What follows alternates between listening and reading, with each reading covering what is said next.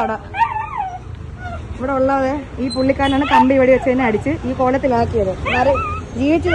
ജീവനോട് ഇങ്ങനെയൊക്കെ പോയാൽ മതി. ഉടലോടെ മുകളില് കണ്ടോ, നടക്കാൻ പോലും വയ്യാത്ത അവസ്ഥ. അടിച്ച് കൊലച്ചു കളഞ്ഞല്ലോ.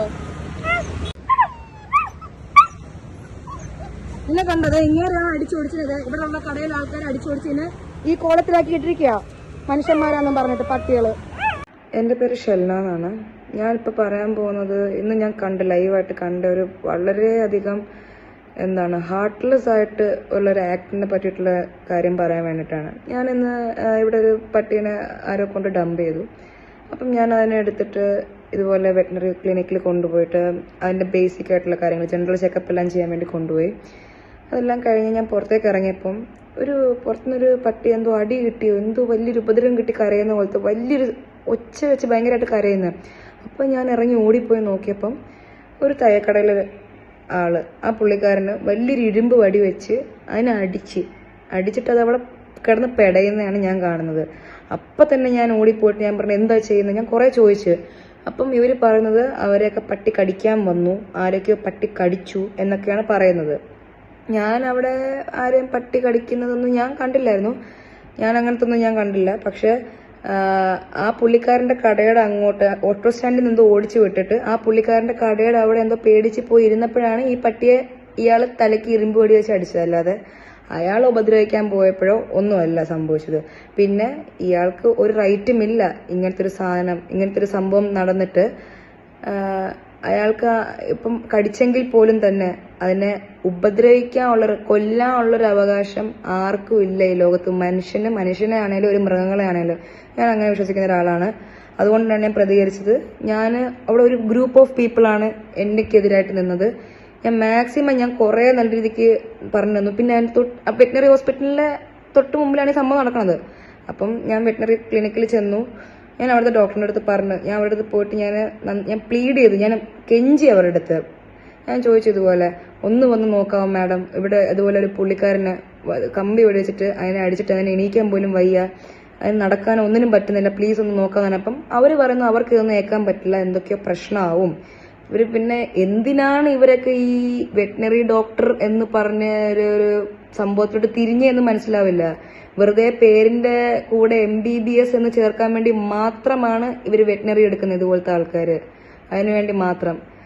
അത് ഞാൻ എന്നിട്ട് അവരുടെ അടുത്ത് ലാസ്റ്റ് ടൈം ചോദിച്ചു, ഞാൻ ആ പട്ടിയെ എടുത്തോണ്ട് കടി കിട്ടിയാലും കുഴപ്പമില്ല, കാരണം അതിന് ആ ഒരു അവസ്ഥയിൽ വേദനിച്ചിരിക്കുമ്പം ചിലപ്പോൾ ഒരു കടി കിട്ടും എനിക്ക് കുഴപ്പമില്ല. അതിൽ ആ കടി കിട്ടിയാലും കുഴപ്പമില്ല, ഞാൻ അതിനെ എടുത്തോണ്ട് വരാം, ഒന്ന് നോക്കാവോ മാഡം എന്ന് പറഞ്ഞപ്പോൾ പോലും അതും പറ്റില്ല. അതെന്താണെന്ന് ന്യായം എനിക്ക് മനസ്സിലാവുന്നില്ല. അവിടെ ഇതെന്ന് പറയുന്നത് മൂന്നാമൂട് ഒരു ഗവൺമെന്റ് ചെറിയൊരു വെറ്റിനറി ക്ലിനിക്കാണ്. അവിടെ വെച്ചിട്ടാണ് സംഭവം. ഈ കട നിൽക്കുന്നത് മൂന്നാമൂട് ജംഗ്ഷനിൽ തന്നെയാണ്. ഒരൊറ്റ മനുഷ്യന് എനിക്ക് സപ്പോർട്ട് ഉണ്ടായില്ല. കുറെ പേര് ഈ കൈത് വീണി പെടഞ്ഞു കിടന്ന് മരിക്കുന്ന കാണുമ്പോഴുണ്ട് എന്റെ കണ്ണ് നിറയുമ്പോഴും ഞാൻ അത്രയ്ക്ക് ഇതായി തിളച്ച് മറിഞ്ഞ് അവിടെ കിടന്ന് ഞാൻ പ്രാന്ത് കാണിച്ചപ്പോഴും ഇവര് കുറെ പേര് ഞാൻ ഏറ്റവും എനിക്ക് ഷോക്കിംഗ് ആയി പോയത്, ഞാൻ ഒരു ബസ് സ്റ്റോപ്പിൽ ഒരു ബസ് കാത്തു നിൽക്കുന്ന ഒരു അമ്മയും മോളും ഉണ്ട്. ഇത് കിടന്ന് പെടഞ്ഞ് കരയുന്ന കേട്ടിട്ട് അവര് ചിരിക്കുകയാണ്, എന്ത് തമാശ നടക്കുന്ന പോലെ. ഇപ്പൊ ഞാൻ ആലോചിക്കുന്നത് ഞാൻ അവിടെ ഇല്ലായിരുന്നെങ്കിൽ അതിനെ ഇനിയും അടിച്ചിട്ടുണ്ടായേനെ. ആ ഒരു അടിയിൽ ഒതുക്കൂല, കാരണം അയാൾ ഇനിയും അടിക്കാൻ വേണ്ടി ഓങ്ങിയപ്പോഴാണ് ഞാൻ കയറി ചെന്ന് ഇടപെട്ടത്. ഇല്ലെങ്കിൽ അതിനെ ഇനിയും മോശമായിട്ടില്ല. എന്തായാലും അത് മരിച്ചു. അത് ഒരു 10-20 മിനിറ്റോളം അത് പെടഞ്ഞു. അത് എന്റെ മുമ്പിൽ എന്റെ വണ്ടിയുടെ എന്റെ കാൽച്ചുവട്ടിന്റെ അവിടെ കിടന്നാണ് പെടഞ്ഞു തീർന്നത്. അപ്പം അതിന് വേണ്ടിയിട്ട് എനിക്കൊന്നും ചെയ്യാൻ പറ്റില്ല, എനിക്ക് രക്ഷിക്കാൻ പറ്റില്ല എന്നുള്ള കുറ്റബോധം എന്റെ ലൈഫിൽ ഇനി എന്നും ഉണ്ടാവും അത്.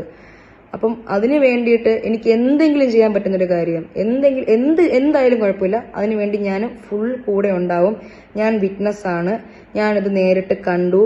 അയാൾ ഇത് ചെയ്തിട്ടുള്ള ഇത്രയും ഇൻഹ്യൂമൻ ആയിട്ടുള്ള ഒരു ആക്ടിന് അയാൾക്ക് കിട്ടാനുള്ളത് കിട്ടണം എന്ന് തന്നെയാണ് എന്റെ ഏറ്റവും വലിയ ആഗ്രഹം.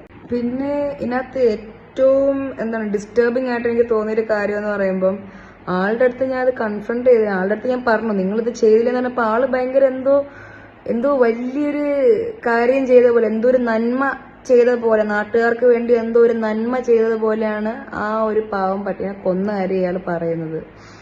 എനിക്കതൊരിക്കലും മനസ്സിലാവാത്തൊരു കാര്യമാണ്. എങ്ങനെയാണ് ഇത്രയൊരു അയാളുടെ മുമ്പിൽ തന്നെ വെച്ചിട്ടാണ് അത് മരിച്ചതും. എന്റെ മുമ്പിൽ വെച്ചിട്ടാണ്. അയാൾക്ക് അത് മരിച്ചു എന്ന് കണ്ടിട്ട് ഒരു കുറ്റബോധമില്ല. കുറ്റബോധം പോട്ടെ, അറ്റ്ലീസ്റ്റ് അയാൾ ചെയ്ത് തെറ്റാണെങ്കിലും റിയലൈസ് ചെയ്യാം. പക്ഷെ അത് അത് ഇല്ല. ഞാൻ പറഞ്ഞു, നിങ്ങൾ പുള്ളിക്കാരനെ എങ്ങനെ പോലും നല്ല ഏജ്ഡ് ആയിട്ടുള്ള ഒരാളാണ്.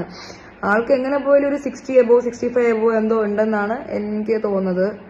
ഞാൻ പുള്ളിക്കാരനോട് ചോദിച്ചു, നിങ്ങൾ എത്ര വർഷം ജീവിച്ചിരിക്കും, അങ്ങ് മോളിൽ പോകുമ്പോ ഈ ചെയ്തതിനൊക്കെ എന്താ നിങ്ങൾക്കുള്ള ഉത്തരവെന്ന് ചോദിച്ചു. അയാള് പറയുന്നത് അത് ഉത്തരം പറഞ്ഞോളാം. ഞാൻ പറഞ്ഞു, ഈ ഇങ്ങനെയൊക്കെ ചെയ്യുന്ന ആൾക്കാരൊന്നും നല്ല രീതിക്കൊന്നും മരിക്കില്ല, പുഴുത്ത് മരിക്കത്തേ ഉള്ളൂ എന്ന് പറഞ്ഞപ്പോൾ അയാൾ പറയുന്നത്, കുഴപ്പമില്ല, എന്നെ വന്ന് പുഴു വരിച്ചോട്ടെ, പുഴു വന്നോട്ടെ, എന്നെയല്ലേ, ഞാൻ സഹിച്ചു. ഇതൊക്കെയാണ് ആളുടെ മറുപടി. ആള് ഭയങ്കരമായിട്ടൊരുമാതിരി ആള് ചെയ്തത് നല്ലൊരു പ്രവൃത്തിയാണ്, ആള് തന്നെ സ്വന്തം സപ്പോർട്ട് ചെയ്യാണ്. പിന്നെ കുറെ വിവരമില്ലാത്ത അവിടുത്തെ നാട്ടുകാർ കുറെ കൂട്ടങ്ങളുണ്ട്, അത് ഇയാളെ സപ്പോർട്ട് ചെയ്യുന്ന ആൾക്കാരാണ്, അത് അവിടെ ഉള്ളവരാണ്.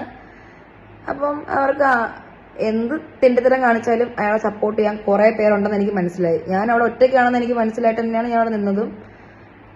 എല്ലാവർക്കും നമുക്ക് ചെയ്തതിനുള്ളത് കൊടുക്കാൻ പറ്റിയില്ലെങ്കിലും അയാൾ അടിച്ച അയാൾക്ക് എന്താന്ന് വെച്ചാൽ ഞാൻ പറഞ്ഞു, അതിന് ഞാൻ എന്റെ ഫുൾ സപ്പോർട്ട് ഉണ്ടായിരിക്കും.